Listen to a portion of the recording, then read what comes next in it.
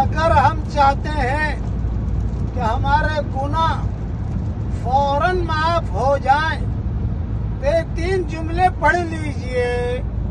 پڑھیے میرے ساتھ. نمبر 1 لا الہ الا اللہ.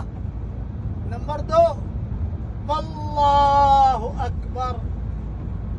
نمبر 3 ولا حول ولا قوت الا باللہ.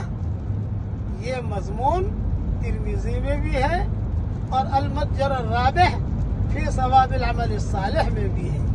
دیکھیے میں نے اتنا پڑھا، میرے گناہ الحمدللہ معاف ہو گئے. اسے 24 گھنٹے میں 2-4 مرتبہ پڑھ لیا کیجیے تاکہ ہمارے گناہ ڈیلیٹ ہوتے رہیں.